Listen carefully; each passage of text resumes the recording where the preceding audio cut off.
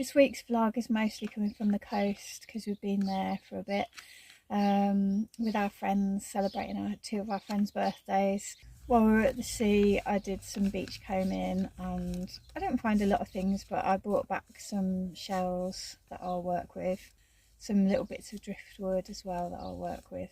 I recorded some videos of the lovely sunsets while we were there across the sea. I took lots of crafts with me and fibre art with me to work on while I was there, and we're back now. I've been working on this shawl some more. Still, it's just such a lot of work to do after it comes off the loom with all the knotwork and tasselwork and everything. So when it's finished completely, I'll post it on maybe the next vlog if it's ready by the next vlog, if not then the one after. And in this vlog there's some clips of me working on this shawl as well, doing some of the tassel work. Last week I was talking about the bells that I've been making at the ceramics workshop nearby, and this week I've got them all finished. I painted the bells while we were at the sea. I just sat in the van and painted, and then I went and sat looking out over the sea and did some of the painting as well. So there's one of them.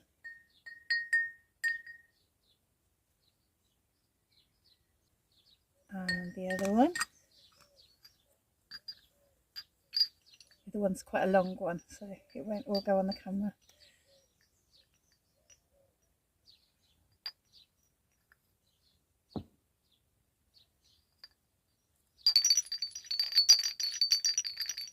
So that one makes a nice little chime, and the other one, I like the sound of them. So I'm pleased with those, and I'll probably make some more.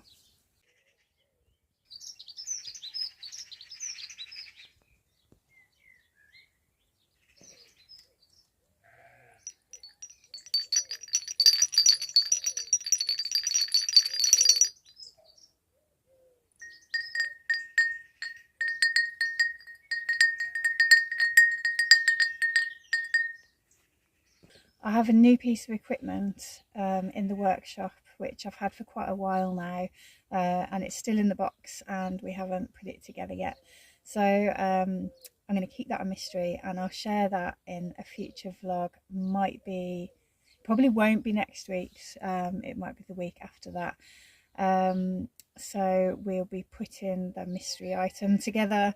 I'm looking forward to learning how to use it. When I was in a charity shop nearby with my mum, she came to visit and we went to a charity shop and she found these in there.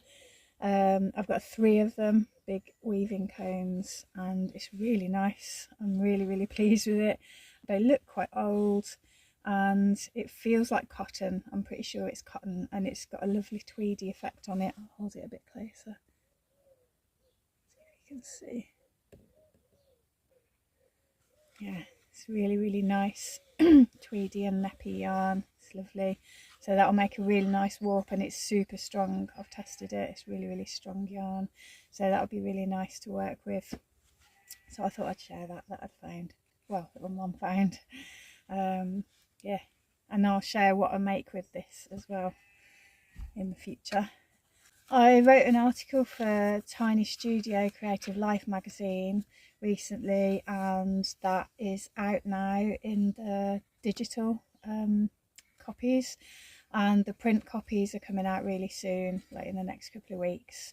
So I don't know if Susie's on here, but she's on Instagram, and she's got a website, but you can find her on Instagram at Fibery Goodness. And yeah, so I wrote an article in there about the magic of turning scraps and waste fibre into new fibre to spin yarns with. So I don't have any pictures of it to show, but I just thought I'd speak about that. I used to do monthly vlogs, and every month I'd share what book that I was reading at the time. So it's been about a month since I shared the last one, and what I've been reading this week is this little book. And it's really old, and look, it was 25p. So I love this little booklet, all about country crafts, and I love collecting books from the 60s and 70s, especially the 70s and early 80s as well of crafts. And when I opened it up, I found these leaflets inside. I don't know how long I've had those in there for. It was me that put them in there, but yeah, I don't know how long ago I put them in there. The leaflets that I found in there about the Waterways Craft Guild, because I used to live on a narrowboat, and so I've always had lots of interest in the crafts on the canals. Yeah, so I must have been thinking about doing a course, and that's why I put them in there. But there's some lovely courses listed in traditional clothing, rag rugs, crochet, embroidery, knots, fender making. That's like the bumpers that you put around narrowboats to stop them bashing into things, which is done with rope and knotwork. They're really lovely. Roses and castles, the canal wear, sign writing and boat painting. I could do with that now, some sign writing work, because I'm still painting the wagon, so something like that would be useful. Maybe I'll do one of the courses one day if they're still going. And there's also blacksmithery. I really have a strong interest to try blacksmithing, and it's something that I will probably do in the near future. I found someone nearby who can teach it canal history and traditional boat building and engine maintenance. So I thought that was really nice. I'm going to have a look and see if that's still happening. The little book, I'll just show you some of the pages inside it. I love the illustrations inside, the little drawings. Everything's so beautiful in there. So it shows about corn dolly making.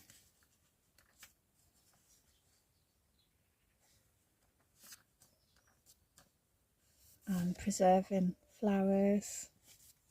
And that's become quite popular again. I've noticed quite a lot of people use dried flowers again.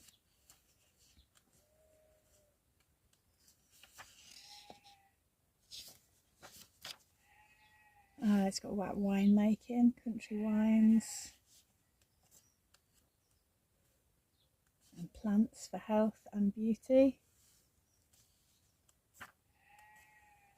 And basketry. The basketry and the wool crafts in here are the main thing that I wanted to look at in this book when I bought it. Yeah, because I do like working with willow. I haven't done much of it. I've only done, I think, 4 baskets, maybe 3. Actually, it might be 3. I've got quite a few old books on basketry. And it's also got about rush work, and there's about the yarn. So it's got all about natural dyeing, which is something I do a little bit of, but it's something that I'd like to do a lot more of in the future. And the seashell crafts. My grandmother used to do this. She had lamps in her house made just like this. So it's like really nostalgic for me, this book, because it's got lots of things in it that I remember from when I was little. And the stone jewellery. I remember there being lots of jewellery made with quite big different shaped stones, lots of agate, yeah, like that. I've been really having a good look through this book again. And I'll share some of my other old books that I've got in future vlogs as well. But this one, it's the Handbook of Country Crafts, and it's an AA one. If you're interested in it, you might be able to get a copy off eBay or somewhere like that. And I thought I'd do an angel card in this vlog, because I haven't done an angel card for a bit, so I'll just pick one out. Willingness. That's a little thought for the day. I like picking out the angel cards, and I've got other little oracle cards and things as well that I like. I usually keep them in a little dish and then just pick one out every now and again. And next week's vlog is going to be about shearing, because we're going to be shearing our sheep for the first time. It's been a year now since we brought back the Shetland sheep. We've got 6 Shetland sheep that we keep here, and yeah, last year we were meant to be shearing here, but then there was a hold up in being able to bring them back. There was something wrong with the trailer and we couldn't drive it, and the lady where they came from, she was ill, so we had to change the date of when we went to pick them up. And it was getting warmer, so I didn't want to leave it too long. I was concerned about their welfare if I left it until they came back here, especially with fly strike and things like that. So we ended up getting them sheared there. They got sheared at the place where they came from, so they came back already sheared. So this year is the first time shearing them here, and our friend, a local farmer, Graham, he's going to show me how to shear them, and I'm going to do my best to do the best I can to try and have a go and learn how to do it. So that will be coming up in next week's vlog.